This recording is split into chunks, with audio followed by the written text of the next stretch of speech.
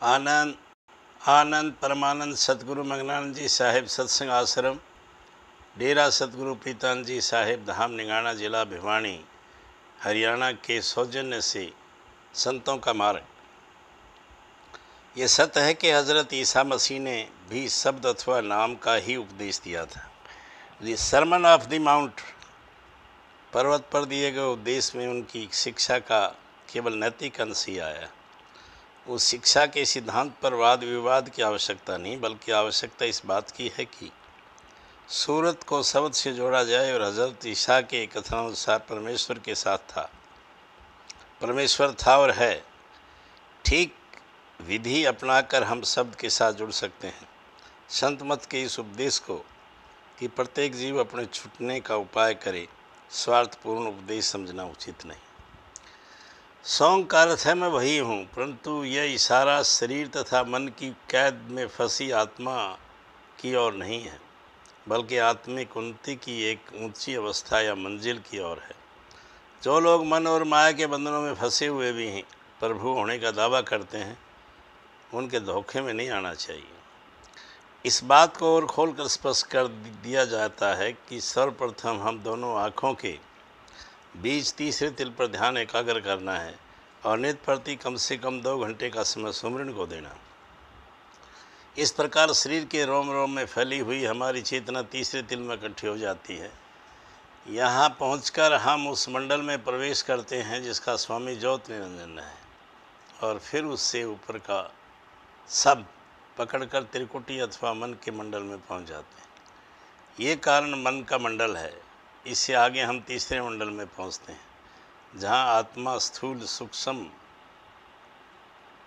और कारण तीनों आवरणों से मुक्त होती है तथा नीचे का आकर्षण नहीं होता। नीचे की ओर खींचने वाली जंजीरों के टूट जाने से आत्मा बड़ी तीव्र गति से चौथे मंडल की ओर बढ़ती है। आत्मा का चौथे मंडल की अवस्था को संत मत में सोहंग कहा जाता है। यही वह अवस्था है जिसकी हमने चर्चा की है। मन और माया के आवरणों से मुक्त हो जाने के कारण अपने वास्तविक स्वरूप तथा प्रभु से अपने संबंध को पता चल जाने पर आत्मा प्रसन्नतापूर्वक सोहंग अर्थात मैं वही हूँ पुकार उठती है, क्योंकि उसे ज्ञान हो जाता है कि वह और प्रभु वास्तव में एक है। प्रभु सागर है और वह उस समय सागर की एक बूंद है। इस प्रकार आप स्वयं देख सकते हैं कि इसमें कोई असंगति नहीं है। सुमरण के लिए दिए गए नाम उन विशाल मंडलों के स्वामियों के नाम हैं जिन्हें पार करके आत्मा सचखंड में पहुंचती है। बतलाई हुई युक्ति से इन नामों का सुमरण करने से एकाग्रता प्राप्त हो जाती है, परंतु आत्मा को ऊपर खींचने का काम शब्द करता है। शब्द ही आत्मा को एक मंडल से दूसरे में ले जाता है और अंत में उसे सचखंड में पहुंचा देता है। समय बदल रहा है और बदलता रहेगा, परंतु नाम कभी नहीं बदलता। नाम की धारा लगातार एक सी बहती है, बल्कि नाम ही समय को बदलने वाला और सब परिवर्तनों का मूल कारण है। जब तक हम अपनी सूरत को नाम से नहीं जोड़ते, हम परिवर्तन व सुख दुख के अधीन रहेंगे। इसलिए संत हमें बार बार शरीर के 9 द्वारों को खाली करके सूरत को शब्द से जोड़ने का उपदेश देते हैं। जब हम उनके उपदेशानुसार चलते हैं तो सूरत शरीर के सिमट कर नाम का आनंद लेती है।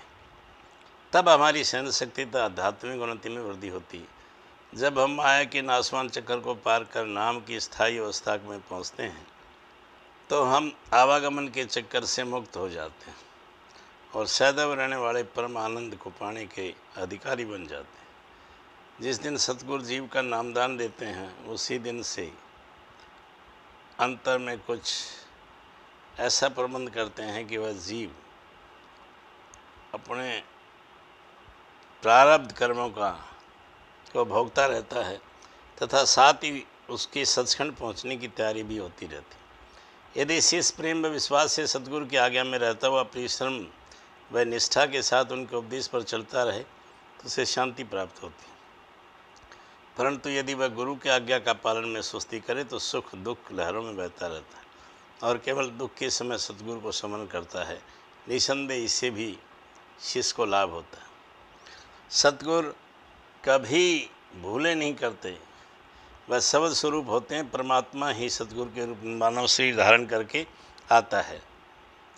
जब तक जीव 9 द्वार खाली करके अंतर में सतगुरु के दर्शन नहीं कर लेता, उसका ध्यान अधूरा रहता है और उस गुरु को अटूट विश्वास भी नहीं हो पाता।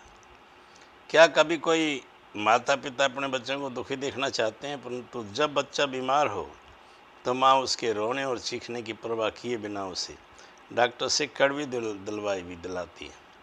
वास्तव में वे बच्चे का भला चाहती है, इसलिए निराश न हो, थोड़ा अंदर झांकने का यत्न करें। सतगुरु हमारे अंग संग है और उनका प्यार सदैव बना रहता है। शब्द तारे व प्रकाश सब अंतर में हैं। जब मन ऊपर को जाता है तब इसको शब्द भी सुनाई देता है और प्रकाश भी दिखाई देता है, परंतु जब वह अशांत होता है तो नीचे गिर जाता है और फिर ये न तो शब्द सुन सकता है न प्रकाश देख सकता है। इसलिए जब तक पूर्ण एकाग्रता ना हो, मन और आत्मा शरीर से सिमटकर पूरी तरह से तीसरे तिल में इकट्ठे न हो, तब तक न आत्मा शरीर से लिपटती है और अंदर का स्पष्ट शब्द और लगातार सुनाई देता है और न ही इस मार्ग पर कोई उन्नति होती है। मन और आत्मा की धाराएं को शरीर में से समेटना कोई सहज काम नहीं। यह काम बहुत धीरे धीरे होता है और इसके लिए वर्षों का परिश्रम चाहिए। जब तक कोई व्यक्ति पूर्ण एकाग्रता प्राप्त नहीं कर लेता, जब तक उसके मन में सारी लहरें अंदर एक बिंदु में इकट्ठी नहीं हो जाती, उसका परोपकार के बारे में सोचना, किसी दूसरे की सेवा का विचार करना बिल्कुल गलत है। दूसरों को आत्मिक सेवा का संकल्प तो अत्यंत शुभ है, पर दूसरों की भलाई करने में समर्थ होने के लिए पहले सम आत्मिक उन्नति करना आवश्यक है। केवल अंतर में शब्द सुन लेना और प्रकाश देखना ही काफ़ी नहीं। पश्चिमी देशों के लोगों का मन फल के लिए उतावला हो जाता है।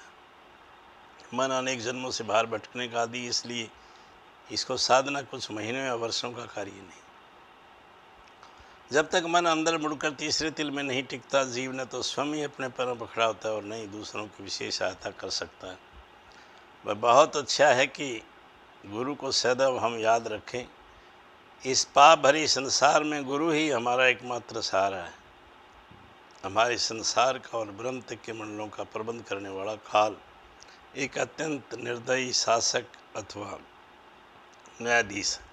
वह हमें हमारे पिछले कर्मों को दंड देता है जिसका हमें ज्ञान तक नहीं होता। काल कर्मों का लेखा मांगता है और इस बात का विचार नहीं करता कि इस दंड से जीव का सुधार होगा नहीं, परंतु प्राय हमारा विवेक हमें बुरे कर्मों से रोकता है। हो सकता है कि ये विवेक पिछले जन्मों के पापों से फल व दुख भुगतने से उत्पन्न हुआ हो। यदि पिछले जन्मों की स्मृति पूर्णतः नष्ट न होती तो संसार का चलना असंभव हो जाता। आप संसार में बुराई का स्वाद देखकर निराश न हो। हमें गुरु के प्रति प्रेम और उसके द्वारा उनकी संभाल का ख्याल करके प्रसन्न रहें। हम भजन आरंभ करने से पूर्व 15 मिनट तक गुरु के स्वरूप का ध्यान किया करें, फिर सुमिरन आरंभ करें।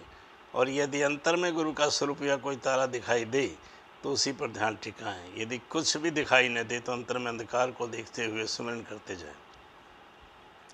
आनंद आनंद।